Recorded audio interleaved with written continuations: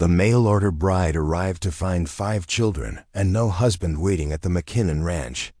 Evangeline Hartwell stepped down from the dusty stagecoach, her wedding dress folded careful in the carpetbag at her side. The Colorado sun beat down merciless on her Boston bonnet. What she found was chaos.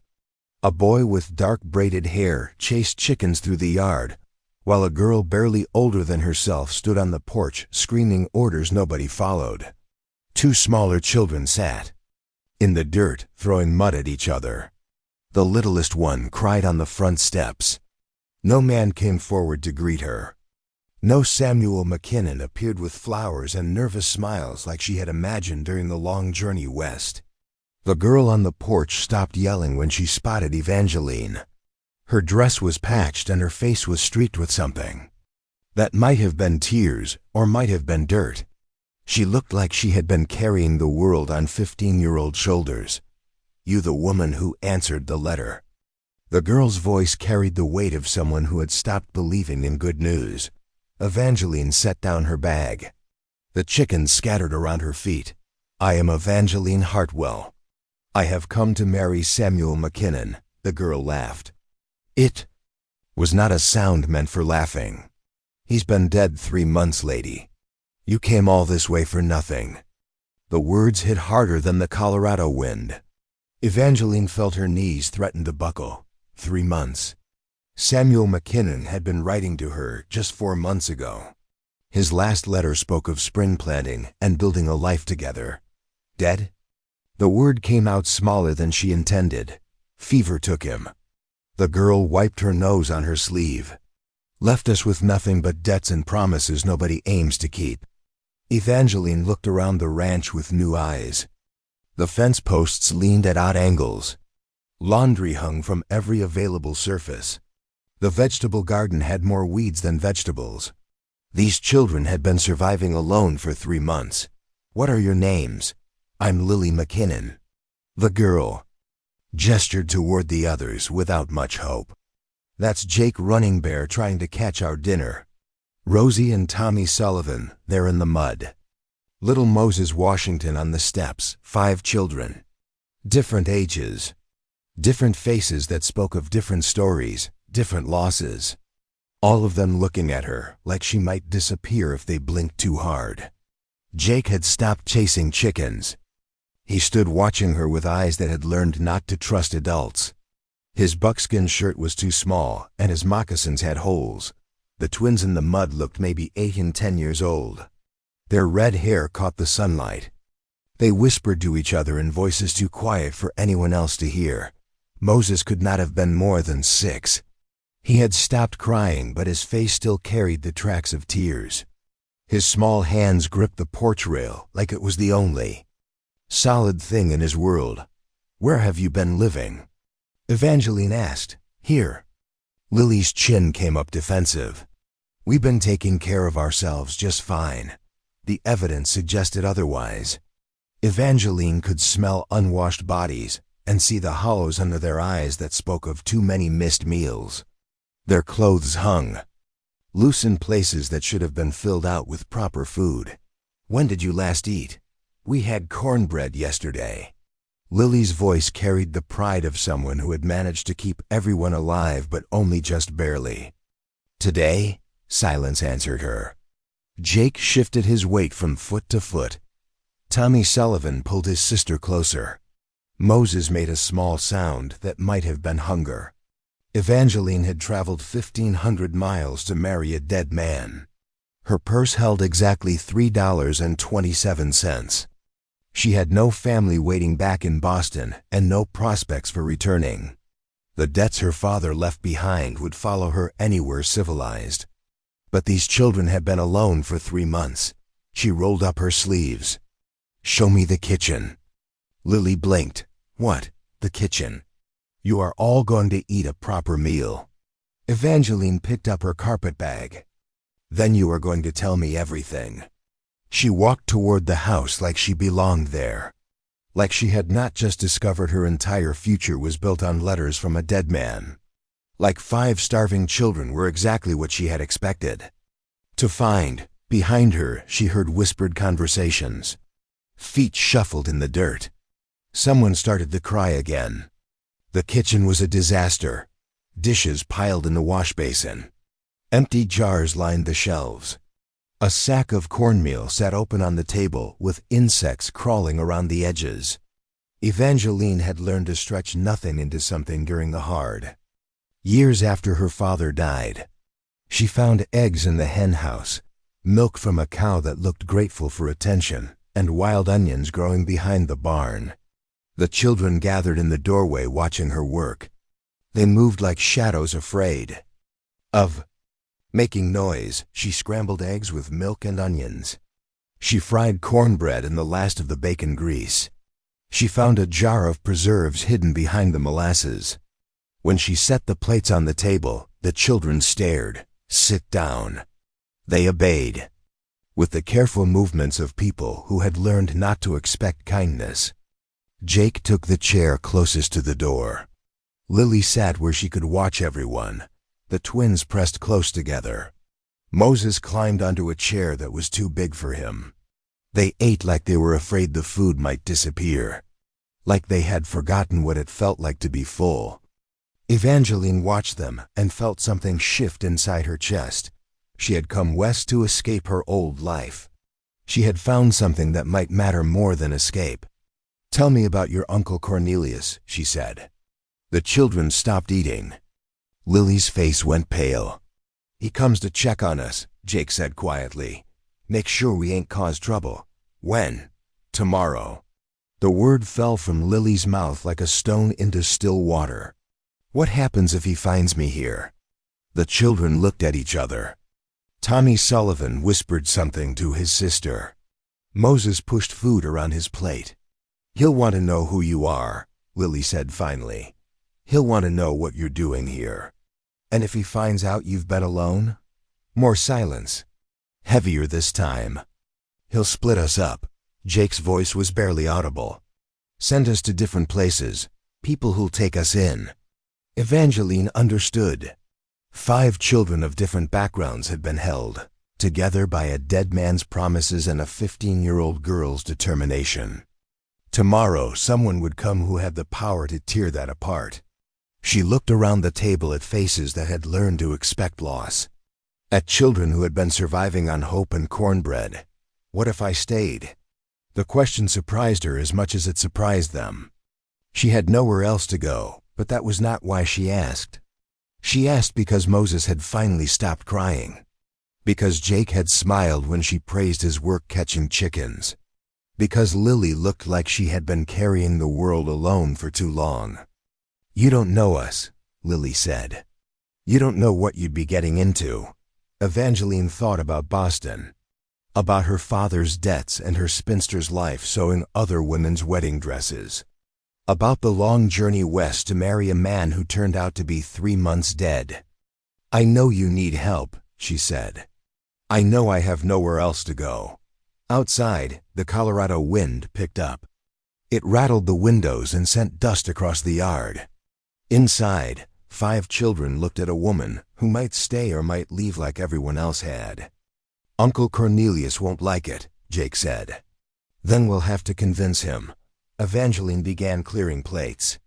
"Tell me everything I need to know before he gets here." The children began to talk. Their voices overlapped and interrupted each other as 3 months of fear and hope spilled out. They told her about hiding Samuel's death, about forging his signature on papers, about the debts piling up and the neighbors asking questions. They told her about Uncle Cornelius and his plans for the ranch and his opinions about what should happen to children who had nowhere else to go. They told her about the will Samuel had hidden somewhere, the one they had been searching for since the day he died. Evangeline listened and washed dishes and made plans she had no business making. Tomorrow would bring trouble. Tonight, 5 children would sleep with full bellies and someone watching over them. Outside, the sun set over the Colorado Territory. Inside, a mail-order bride who had come to marry a dead man began to build something she had never expected to want. A family. The sound of horses came with the morning dust. Evangeline looked. Up from the wash basin where she had been scrubbing yesterday's dishes. Through the kitchen window, she watched two riders approach the ranch. The children heard it too. Jake appeared first, moving silent through the back door. Then Lily, her face already set hard against whatever was coming. The twins pressed against the window frame. Moses slipped behind Evangeline's skirts. "That's him," Lily whispered. "Uncle Cornelius." The man who dismounted looked nothing like the Samuel McKinnon that Evangeline had imagined from his letters. Where Samuel's words had been gentle, this man's movement spoke of sharp edges and calculated steps. His coat was clean, his boots were polished. His eyes swept the ranch like he was counting coins. The second man wore a star on his vest. Sheriff's badge caught the morning light. Evangeline dried her hands on her apron. She had spent the night listening to the children's stories. Now she would meet the man who wanted to scatter them to the wind. Cornelius McKinnon knocked on the door with authority. When Evangeline opened it, his eyes narrowed with the look of someone whose plans had shifted. "And who might you be?" "Evangeline Hartwell," she kept her voice steady. "I came to marry your brother. Did you now?" Cornelius removed his hat but did not step back to give her space. "Unfortunate timing, Miss Hartwell. Samuel's been dead since February." "So I discovered." The sheriff shifted behind Cornelius. His hand rested near his gun belt, but his eyes were not unkind. He looked at the children gathered behind Evangeline with something that might have been sympathy. "Children been alone all this time?" the sheriff asked. "Not alone," Lily said before Evangeline could answer. "We've been taking care of ourselves." Cornelius's laugh held no warmth. "Taking care of yourselves. Look at this place." He gestured toward the leaning fence posts, the scattered chicken feathers, the laundry that still hung from yesterday. "Look at you." The children did look thin. Their clothes were patched and faded. Jake's moccasins showed his toes through. Worn leather, but they stood straight. They met his eyes. "They are fed," Evangeline said. "They are safe. For now." Cornelius stepped past her into the house without invitation. His boots left mud on the kitchen floor. But winter's coming. Bills are piling up. This ranch needs a man's hand. He walked through the kitchen like he owned it. Opened cabinets. Peered into corners. Made notes in a small book he pulled from his vest pocket. "Lucky for everyone, I have a solution." The children pressed closer together. Moses took hold of Evangeline's hand. "I've been paying Samuel's debts since he took. Sick, banknotes, feed bills, doctor fees." Cornelius closed his notebook with a snap. "Makes me the legal owner of this property." Evangeline felt the ground shift beneath her feet. Surely Samuel left a will. If he did, nobody's found it. Cornelius's smile was sharp as winter wind. "Until they do, his debts fall to me. And I say, what happens to his property?" The sheriff cleared his throat. "What about the children, Cornelius?" "That's the beauty of my plan." Cornelius turned to face Evangeline. "Miss Hartwell came here looking for a husband. I need a wife to help manage this place. We marry, and I'll let her keep one of the children. The rest go to families who can properly care for them." The words hung in the air like smoke from a grass fire. Evangeline heard Lily's sharp intake of breath. Felt Moses's hand tighten in hers. "Choose one," Cornelius continued. "The rest pack their things today." Evangeline looked at the faces around. Jake's jaw was set hard. He would not beg. The twins had gone completely silent. Moses pressed against her leg. Lily stood with her chin up, but her hands shook. "Just pick Moses and go," Lily said. Her voice carried the weight of someone who had learned to expect abandonment. "We're used to being left behind." The kitchen fell quiet. Outside, the wind rattled the loose board on the barn door. Inside, 5 children waited to see if another adult would prove that love was conditional. Evangeline thought about the years in Boston. About sewing wedding dresses for other women while her own hope grew smaller with each passing season. About the letter from Samuel McKinnon that had promised a new life. About the way Moses had called her mama in his sleep last night. No. The word came out stronger than she felt. No. Cornelius raised an eyebrow. I will not choose between children. They belong together, Miss Hartwell. Cornelius's voice took on the tone of someone explaining simple facts to simple people. You have no legal claim to these children. No money to support them. No husband to provide for them. He gestured toward the sheriff. Sheriff Martinez here can take them today. Save everyone the trouble of a long goodbye. The sheriff looked uncomfortable. Children seem well cared for, Cornelius. For how long? Winter's coming. This woman's got no more business raising 5 children than I do flying to the moon. Evangeline felt the truth of his words. She had $3 to her name, no experience with children, no legal standing in the territory, but she also felt Moses's small hand in hers. Saw the way Jake had taught her to gentle the horses yesterday. Evening, remembered Lily's smile when she praised her cornbread. Give us time to prove we can manage. Time? Cornelius laughed. Time costs money, Miss Hartwell. Money I've been spending to keep this place afloat. He pulled papers from his coat pocket, banknotes, bills of sale, documents covered in numbers that added up to more than Evangeline had ever seen. $800, he said. That's what this ranch owes. Pay that, and maybe we can talk about keeping the children together. $800. The sum was impossible. Evangeline's entire dowry had been $23 and a sewing machine. That was gone now, spent on the journey west. I need 30 days. You need a miracle. But Cornelius folded the papers back into his coat. Tell you what. Prove to me you can run this place proper. Show me these children can be fed and clothed and schooled. Do that, and I'll give you until month's end. And if you succeed, we'll talk terms. His smile was thin as creek ice. But when you fail, Miss Hartwell, those children come with me, no arguments. No tears, no second chances. The sheriff touched his hat brim.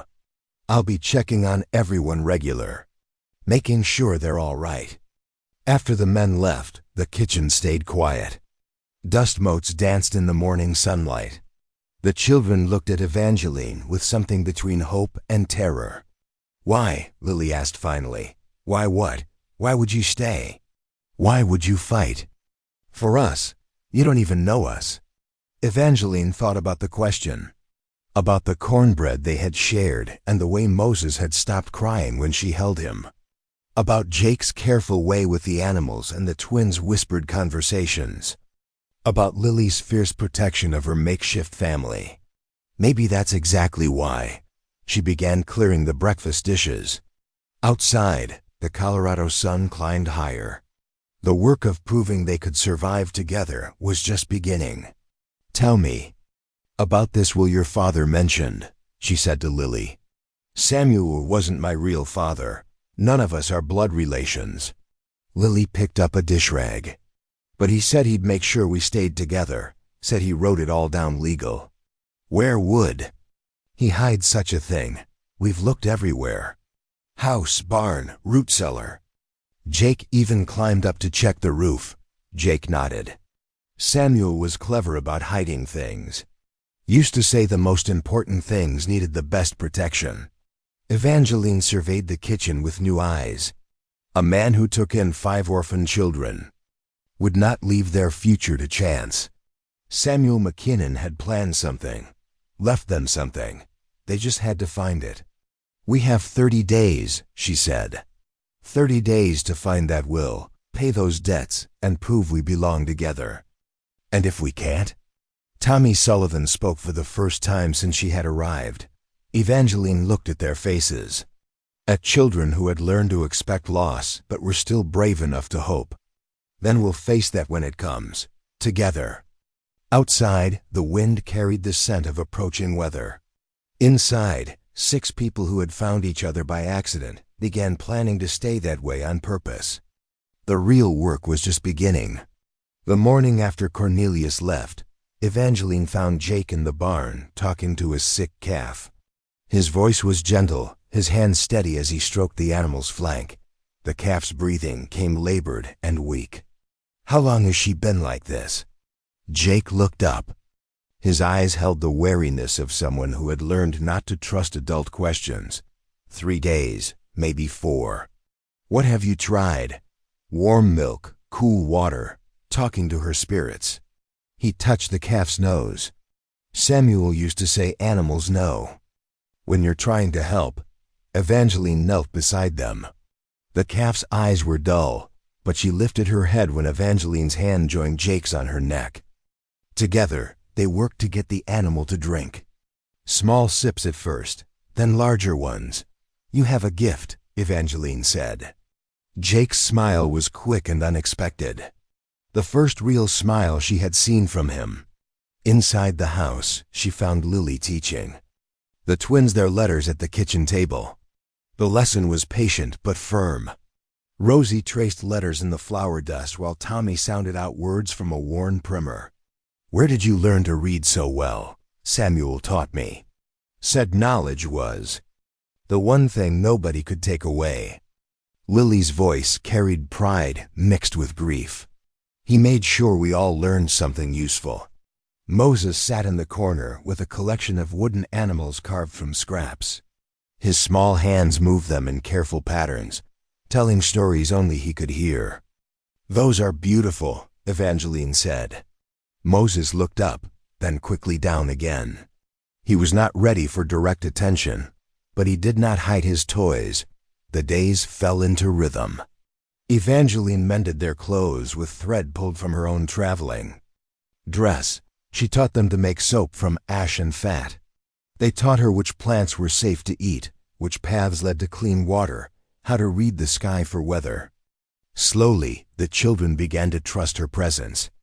Lily showed her the letters Samuel had written, practicing his penmanship. His handwriting was careful, deliberate. The kind of writing that belonged to someone who thought before he acted. "He kept everything," Lily said. "Every paper that came to the house, every receipt from town." Said a man's word was only as good as his proof. They searched through boxes of documents. Bills of sale for livestock, seed catalogs. Letters from relatives back east, but no will. Jake found Evangeline one evening, watching the sunset from the porch steps. He sat beside her without speaking. The silence was comfortable, broken only by the sound of crickets and the distant lowing of cattle. "People in town talk about us," he said finally. "What do they say?" "Some say we're trouble.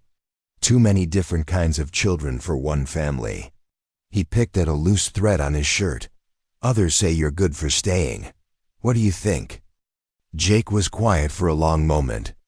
"I think Samuel chose you careful. He chose me before he knew about Cornelius, before he knew he was dying. Maybe he knew more than we think." That night, thunder rolled across the prairie. The storm came fast and fierce, rattling the windows and sending rain through the gaps in the roof. They huddled together in the kitchen, the driest room in the house.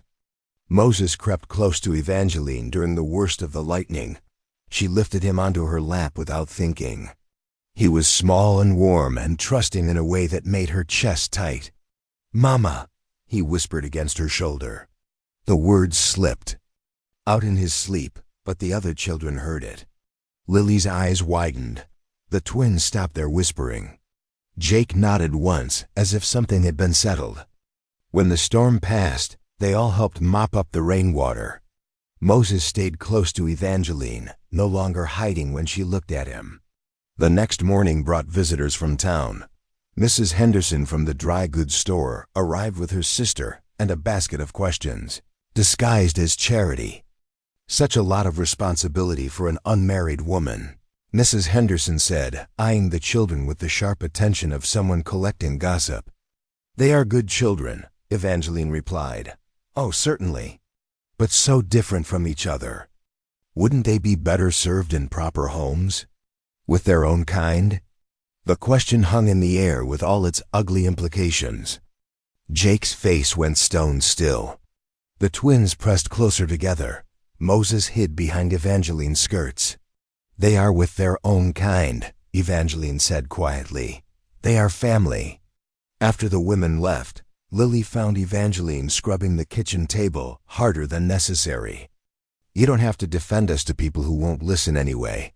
"Yes, I do." "Why?" Evangeline set down her rag. "Because someone should. Because you matter. Because families defend each other." That afternoon, Dr. Carson stopped by to check on them. His visit was kinder than Mrs. Henderson's, but his concern was real. "Winter will be hard," he said. "You'll need more firewood than you have. More food stored. These children need warm clothes and sturdy shoes. We will manage. I'm sure you'll try." His eyes were gentle but honest. "But trying and succeeding are different things. If you need help, ask for it. Pride is a cold comfort when children are hungry." After he left, they took inventory of their supplies. The root cellar held some preserved vegetables from last year's garden. The smokehouse was nearly empty. Their wood pile would last maybe half the winter. "Samuel usually hired men to help with the heavy work," Lily said. "We don't have money for that now. Then we learned to do it ourselves." That evening, Jake found Evangeline splitting wood behind the barn. Her technique was terrible, but her determination was fierce. Blisters were already forming on her soft hands. "Let me show you." He adjusted her grip, showed her how to read the grain of the wood, where to place the axe for the cleanest split. Under his patient instruction, she began to improve. "Samuel used to say the land teaches you what you need to know if you listen," Jake said. "What is it teaching now?" "That we're stronger together than apart." The twins appeared at the woodpile, ready to stack what she split. Moses dragged pieces of kindling to the growing pile. Even his small hands could help. Lily came out with water and watched them work. "We might actually do this," she said, wonder in her voice. "We will do this," Evangeline corrected. But that night, alone in Samuel's old room, she counted their remaining money, $2.16. Winter coming fast. No sign of the will they desperately needed. She thought about Cornelius's offer. Marry him, keep one child, let the others go to separate homes. The practical choice. The safe choice. She thought about Moses calling her mama. About Jake's smile when the calf recovered. About Lily's fierce protection of her siblings.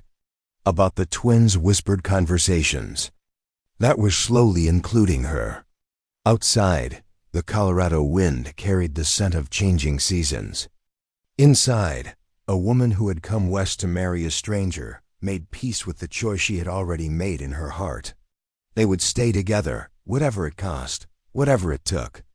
The morning brought new challenges, but it also brought new resolve. They had found something worth fighting for in each other.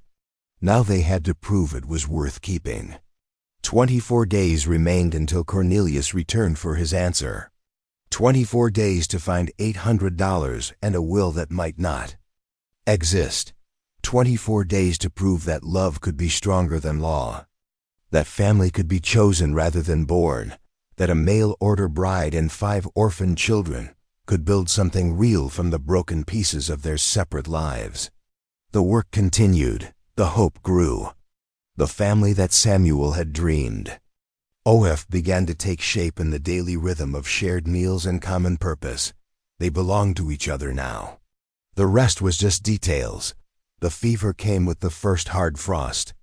Evangeline woke to find 3 of the remaining cattle lying still in the morning pasture. Their water source had been poisoned by something upstream, Jake discovered. Runoff from the mining claims above their land. The loss hit them harder than winter wind. Those cattle represented milk, meat, and trade goods they could not afford to lose. Lily counted their remaining animals on her fingers. The numbers did not add up to survival. "We can find clean water higher up the creek," Jake said. But his voice carried doubt. The clean water was on disputed land, claimed by men who did not welcome trespassers. Evangeline felt the fever starting in her own bones that afternoon. The same burning that had taken the cattle now moved through her body. She tried to hide it, but Moses noticed first. His small hand pressed against her forehead with the concern of a child who had already lost too much. "You're hot," he whispered. By evening, she could barely stand. The children gathered around her bed with wide eyes and careful hands. They had nursed Samuel through his final illness. They knew the signs. "I'll be fine," she told them. The words felt hollow as prayer in an empty church. Lily took charge with the grim efficiency of someone who had carried responsibility too young. She organized shifts to sit with Evangeline, made thin broth from the last of their preserved vegetables, kept the younger ones calm while fear ate at her own edges. Jake rode to town for the doctor despite their lack of money to pay him. Dr.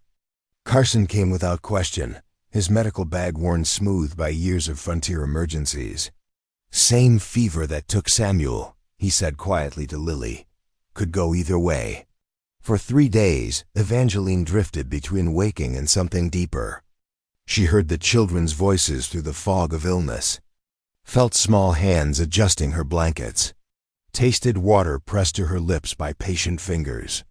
In her fever dreams, she saw Samuel McKinnon, not the man from the letters, but someone older, sadder, marked by loss. He sat beside her bed and spoke, words she could not quite remember upon waking. "They need you," was all she could hold on to from those conversations. On the 4th day, the fever broke. She woke to find Moses asleep in the chair beside her bed, his small body curled around one of his wooden animals. Lily dozed in the corner, her face drawn with exhaustion. Through the window, she could see Jake and the twins working in the yard. They moved with the careful precision of people holding everything together through will alone. "How long?" she asked when Lily stirred. 3 days, maybe 4. Lily's voice was hoarse from worry. "We thought we might lose you." Evangeline tried to sit up. Her body felt hollow as a bird's bones, but she was alive. "The ranch? Still here. Still ours for now." But the challenges had multiplied while she was sick. Their remaining crops had been touched by early frost. The root cellar leaked from the autumn rains. Their firewood supply dwindled faster than expected. Most troubling of all, Cornelius had been asking questions in town. Dr. Carson reported conversations about Evangeline's fitness as a guardian, about the wisdom of leaving children with a sick woman who had no legal claim on them. "He's building a case," Lily said, "getting people to say we'd be better off separated." The town had split into factions. The church ladies thought the children needed proper Christian homes with their own kind. The shopkeepers worried about unpaid bills and winter charity cases. A few voices spoke for them, but those voices were outnumbered. While Evangeline recovered, the children had kept searching for Samuel's will. They had torn apart the house board by board, searched every hiding place a man might use, found nothing but dust and disappointment. "Maybe there is no will," Tommy Sullivan said one evening. His sister nodded agreement. They had both learned not to trust in promises that adults made. "There is," Jake said with quiet certainty. Samuel wasn't the man to leave things to chance. But Jake's faith felt fragile against the weight of their problems. 10 days remained until Cornelius returned. They had no money, no legal documents, and a ranch that was failing piece by piece. The morning brought new disaster. Lightning from a late storm had struck the barn during Evangeline's illness. Jake had put out the fire before it spread, but half their hay was gone. Smoke damage had ruined most of their stored grain. Evangeline stood in the wreckage with Jake, both of them, silent before the magnitude of their loss. The barn could be rebuilt. The hay and grain could not be replaced. "We can't make it through winter now," Jake said. His voice held no self-pity, just the flat acknowledgement of arithmetic that did not lie. That afternoon, Cornelius arrived early. He surveyed the burned barn with satisfaction that he tried to hide behind concern. Noted their thin animals, their patched clothes, their obvious struggles. "Miss Hartwell," he said with false kindness, "I hear you've been unwell. I am recovered, are you? You look frail. This climate is harsh on delicate constitutions." His eyes took in the damage around them. "Perhaps it's time to reconsider my offer." The children gathered behind Evangeline. A united front against division. Moses took her hand. The twins flanked Lily. Jake stood ready for whatever came next. "Marry me," Cornelius continued. "Take young Moses there. I'll see the others placed in good homes. It's the practical solution." "No. Look around you, woman. Your barn is half destroyed. Your animals are dying. Winter's coming and you have no resources to meet it." His voice grew sharper. "I'm offering you a way to save at least one of them." Evangeline felt the truth of his words. They were failing. The ranch was beyond their ability to save. The children would suffer for her pride. But she also felt Moses's small hand in hers. Saw the way Jake's shoulders had squared with determination. Watched Lily step forward to face down the man who wanted to scatter them. "We stay together," Lily said. "All of us or none of us." "Child, you don't understand the realities of your situation." "I understand them fine." Lily's voice carried steel forged in early loss. "I understand that families don't abandon each other when times get hard." Cornelius laughed. "Families? You're not family. You're a collection of strays that Samuel felt sorry for. Time to face facts." Jake moved forward a step. His face was calm, but his hands were ready. "Samuel was our father in every way that mattered. Samuel is dead. I'm alive. I own this land and everything on it." "Not everything," Jake said quietly. Something in his tone made everyone turn toward him. Jake's face held the expression of someone who had just remembered something important. "Samuel used to say the most important things needed the best protection," Jake continued. "Protection from fire, from water, from people who might want to take them." He walked toward the burned barn with purpose now. Not into the main structure, but around to the old stone foundation that had survived the fire. The stones that Samuel had laid himself when he first built the ranch. Jake knelt beside a particular stone. One that looked identical to all the others but sat slightly different, looser. He worked it free with his knife. Behind the stone was a cavity. Inside the cavity was an oiled leather pouch. Inside the pouch were papers, legal documents. Samuel Metkin's last will and testament, written in his careful hand and properly witnessed. Cornelius's face went white as Jake handed the documents to Evangeline. The will was not what any of them expected. Samuel had left the ranch not to Lily, not to any individual child, but to whoever would love them enough to sacrifice everything for their welfare. Whoever would prove themselves worthy of being their mother or father. The language was specific, legal, binding. The ranch belonged to Evangeline now. If she wanted it. If she was willing to take on 5 children and all the responsibility that came with them. "This changes nothing," Cornelius said, but his voice had lost its authority. "She still can't pay the debts, still can't survive the winter." "Then we'll face that together," Evangeline said. She looked at the burned barn, the struggling ranch, the impossible challenges ahead. Then she looked at 5 children who had taught her what family meant. Samuel had been right about one thing. The most important things did need the best protection. And sometimes, the best protection was love that refused to let go. The territorial judge arrived on a Tuesday morning when the first snow dusted the Colorado peaks. Judge Harrison was a man carved from frontier justice and careful deliberation. His presence turned the McKinnon Ranch into a courtroom where the future of 5 children would be decided. The entire town gathered. Some came to support Evangeline and the children. Others came to see what they believed was inevitable separation. Most came because frontier towns offered few entertainments, and a legal hearing was better than Sunday sermons for stirring conversation. Cornelius had spent the week since finding the will building his case. He brought witnesses from Denver, men in clean suits who spoke about proper procedures and legal precedents. Their words carried the weight of law and the coldness of bureaucracy.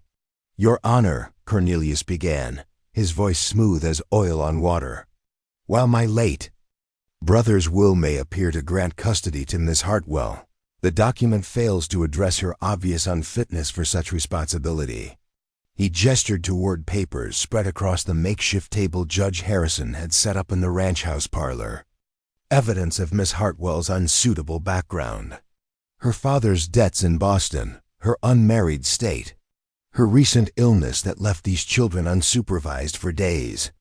The judge studied the documents without expression. His weathered face revealed nothing of his thoughts. "Furthermore," Cornelius continued, "the unnatural composition of this household raises serious concerns. These children come from different backgrounds, different races, different circumstances. They would be better served in homes suited to their individual needs." Murmurs rippled through the gathered crowd. Some nodded agreement, others frowned. The division that had split the town now played out in whispered conversations and meaningful glances. "Miss Hartwell," Judge Harrison said, "you may present your case." Evangeline stood beside the children who had become her family. Lily held Moses's hand. Jake stood straight and proud. The twins pressed close together but faced the judge without flinching. "Your Honor, I came to Colorado Territory to marry Samuel McKinnon. I found instead 5 children who needed someone to love them. They have taught me what family truly means."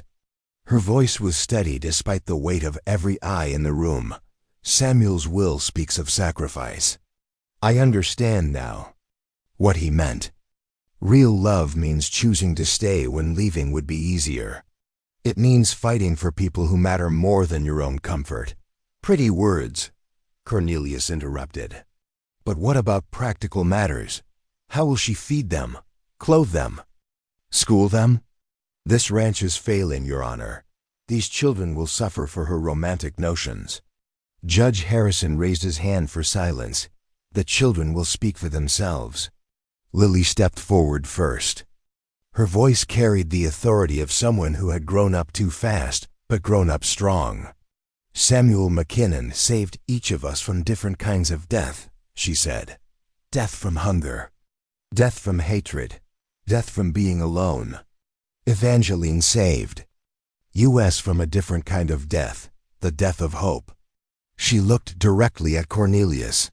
"You want to separate us because we don't match, because we're different colors and different stories. But that's exactly why we belong together. We're proof that family isn't about looking the same. It's about choosing to love each other." Jake spoke next. His words carried the weight of someone who had learned to bridge 2 worlds. "Samuel taught me to read English words. Evangeline learned some of my Lakota words. She didn't try to make me white. She helped me be proud of who I am while learning who I could become." The twins stepped forward together. Rosie spoke while Tommy nodded agreement. "We stopped talking after our parents died. We forgot how to trust grown-ups. Evangeline didn't force us to talk. She just waited until we were ready. She taught us that silence could be safe, but so could speaking." Moses was too young for formal testimony, but he walked to Evangeline and wrapped his arms around her waist. He looked up at the judge with the absolute trust of childhood. "That's my mama," he said simply. The courtroom fell silent. In those 3 words lay the heart of everything they were fighting for. Dr. Carson stood to speak for them. "I've watched this family through illness and hardship. These children are healthier and happier than when Samuel was alive. Not because Samuel failed them, but because Evangeline completed what he started." "The schoolteacher," Miss Porter added. Her voice. All 5 children now read at or above their grade levels. They help teach younger students. They've become leaders in our school community. Even the storekeeper, who had been skeptical, admitted they paid their bills promptly and treated everyone with courtesy. But other voices spoke against them. Mrs. Henderson and her sister detailed the impropriety of an unmarried woman raising children alone. The banker worried about the ranch's financial stability. The preacher questioned the wisdom of mixing races in one household. Judge Harrison listened to every word. His face remained impassive as arguments for and against filled the afternoon air. When the testimonies ended, he called for a recess. The crowd dispersed to discuss and debate while the judge reviewed the evidence alone. Evangeline and the children waited on the front porch. The Colorado wind carried winter's promise and the uncertainty of their future. "Whatever happens," Evangeline said, "you are my children. Nothing will change that. Even if we get separated?" Tommy asked, "Even then, love doesn't depend on distance." Jake pointed toward the horizon where riders approached. "Someone's coming." The riders were Lakota, Jake's relatives from the reservation. They had come to speak for one of their own, but their words carried weight for all the children. The elder who led them spoke to Judge Harrison in careful English. "This boy is blood of our blood, but he is also son of Samuel McKinnon, son of Evangeline Hartwell.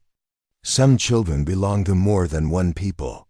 This is not weakness, this is strength." As the sun began to set, Judge Harrison called everyone back together.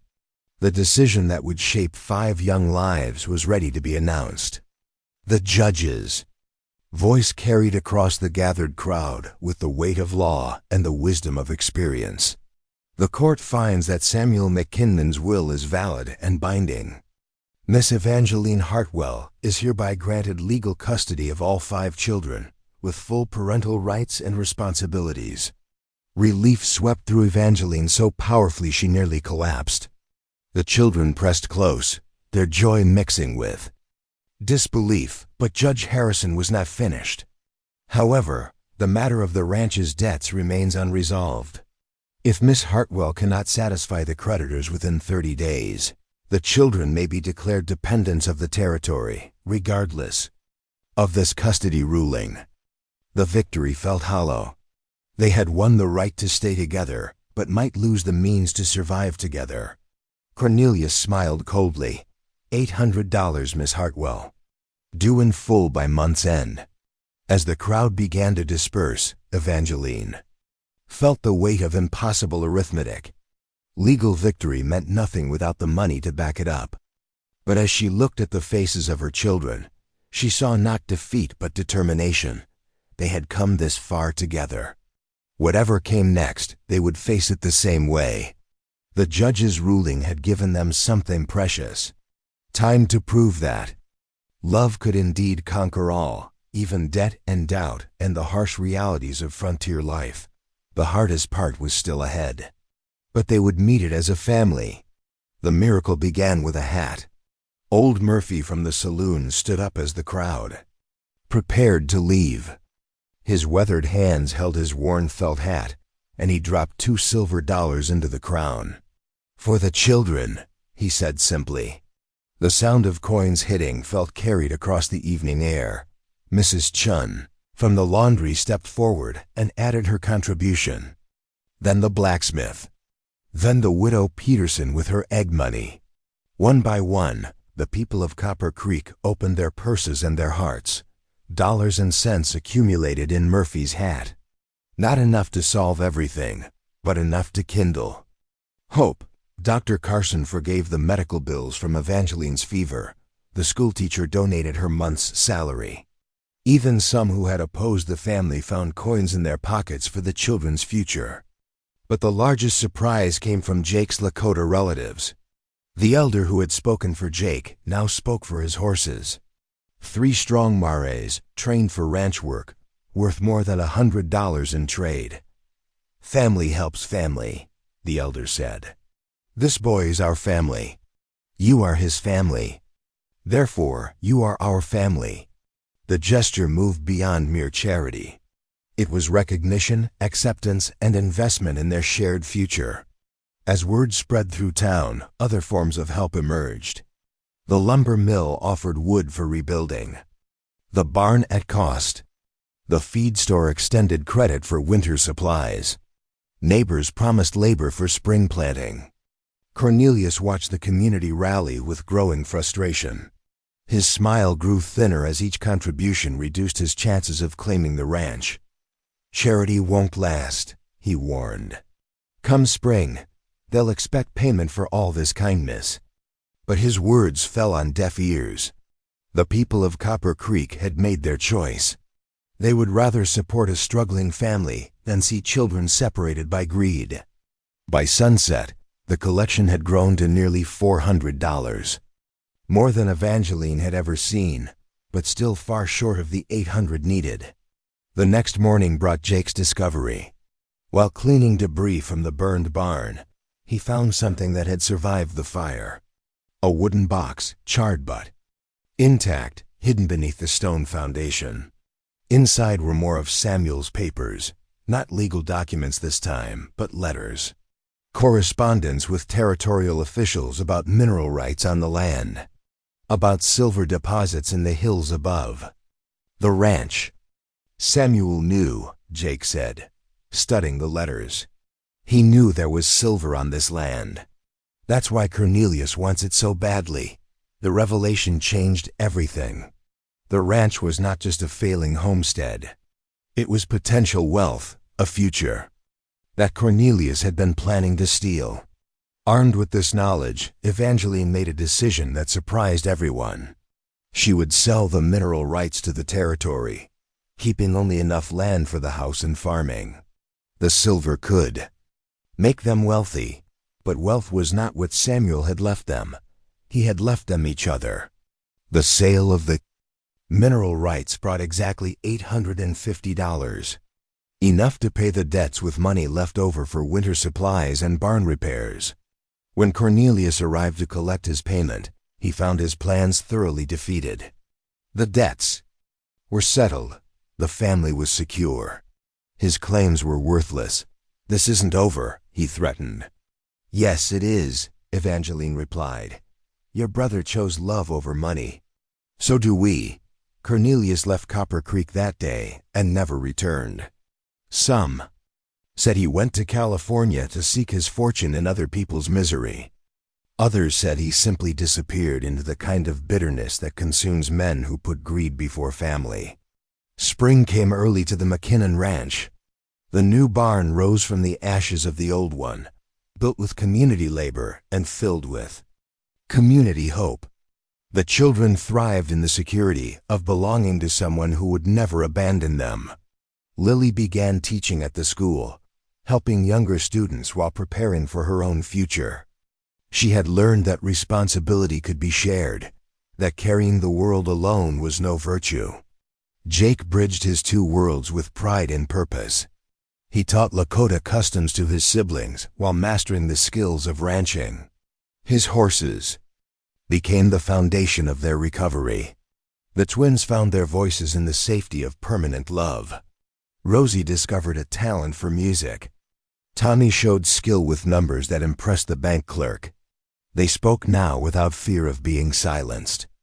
Moses grew tall and strong, secure in the knowledge that his mama would always be there. He carved wooden animals for the younger children in town, sharing the gift Samuel had given him. Evangeline found the life she had never known she wanted. Not the marriage she had expected, but the family she had needed. The mail-order bride who had come to marry a stranger became the mother 5 children had wished for all along. The ranch prospered modestly. They raised cattle and horses, grew vegetables and hope. They were not wealthy, but they were rich in finta, the things that mattered. On quiet evenings, they gathered around the kitchen table for lessons and stories. Evangeline would watch her children and remember the chaos of that first day. The desperate children, the impossible situation. The choice to stay when leaving would have been easier. Samuel's plan had worked perfectly. He had known that love would be stronger than law, that family could be chosen rather than inherited, that the right person would sacrifice everything for the children who needed them most. The mail-order bride had arrived to find 5 children and no husband, but she had found something better than marriage. She had found her calling as the mother they had always needed. The community that had rallied to save them remained there. Extended family. Copper Creek had learned that diversity strengthened rather than weakened the bonds that held them together. Winter nights brought them closer around the fire. Summer days spread them across the land they now truly owned. Through seasons and years, they grew into the family Samuel had envisioned. Evangeline never remarried. She had found her heart's desire in 5 children who called her mama and met it with the fierce loyalty of those who had learned love's true value. The ranch became a place where lost children found homes, where community gathered for celebrations, where love proved stronger than every obstacle placed in its path. The mail-order bride who had come west to marry a dead man had instead married herself to the most important work of her life. Raising children who would raise children of their own with the same fierce devotion to family that had saved them. All, in the end, Samuel McKinnon's greatest legacy was not the land or the silver beneath it. It was the family he had assembled from broken pieces and the woman he had chosen to make them whole. Love had conquered law, charity had conquered greed, and family had conquered everything else that tried to tear them apart. The McKinnon Ranch stood as proof that mail-order brides sometimes found exactly what they were meant to find, even when it was nothing they had expected. And that is all to the story, for now. Please let me know where you are tuning in from.